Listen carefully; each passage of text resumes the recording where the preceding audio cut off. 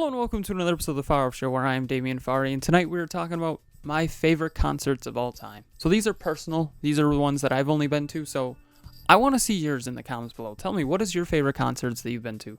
So, gonna start with the worst one off first here. REO Speedwagon.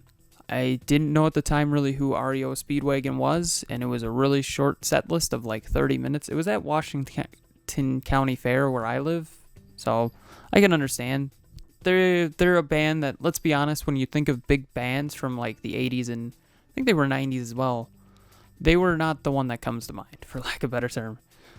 Then I didn't know where to put them, but I obviously want to be a comedian of some kind, so I have seen one comedian ever live. Well, him and some openers, but I really came for Lewis Black.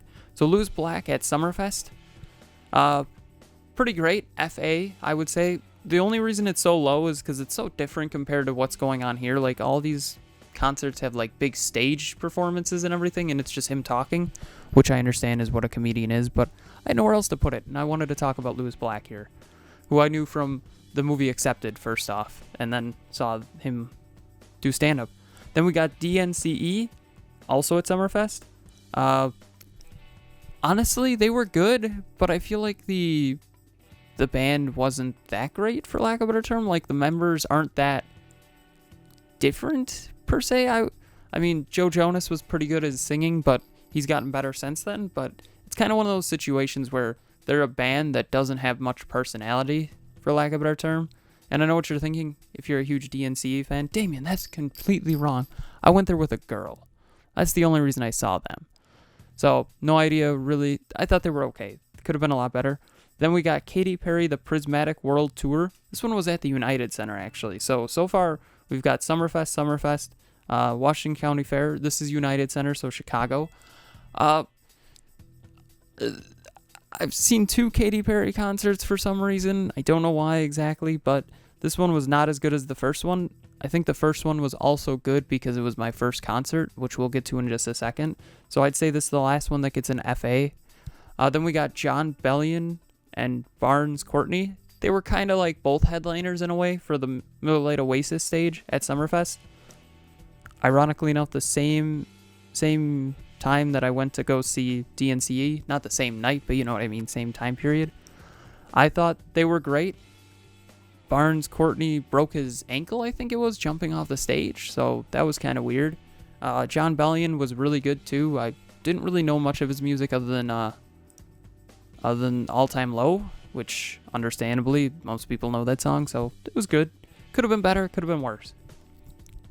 Then we got Katy Perry, the California Dreams Tour at Summerfest at the Marcus Amphitheater. It's the first one that I saw, first concert, so it holds a special place in my heart. It's not perfect by any means. We had terrible seats, so if you've ever been to the Marcus Amphitheater, there's like the pit, first like set of seats, benches, and then grass.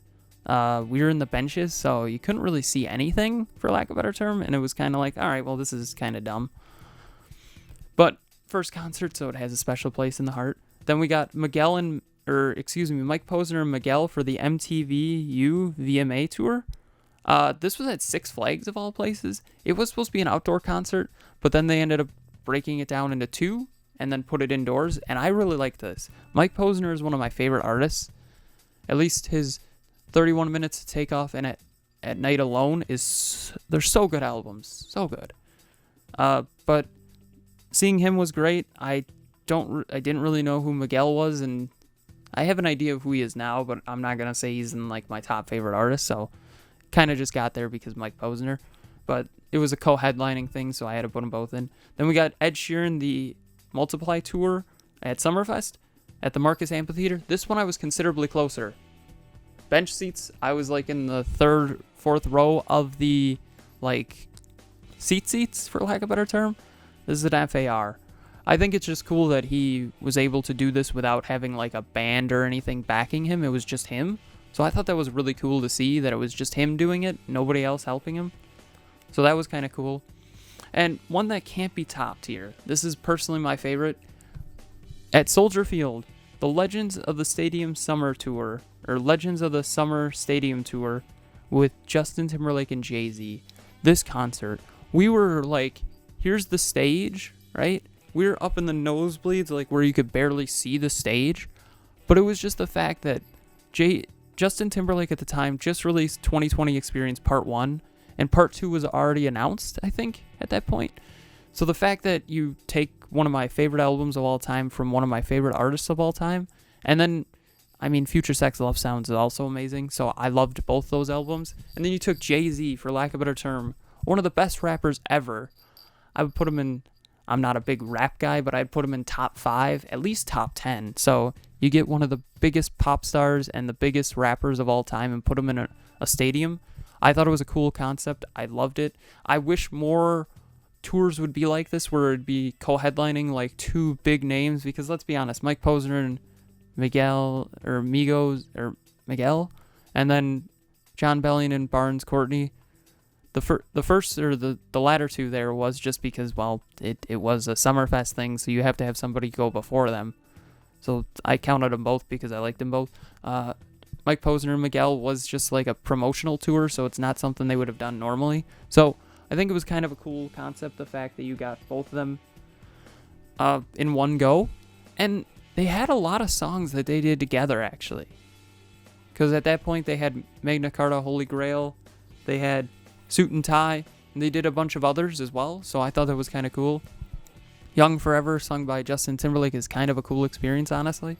Is it as good as Mr. Hudson? Probably better, but Beyonce still tops him. No offense to Justin Timberlake.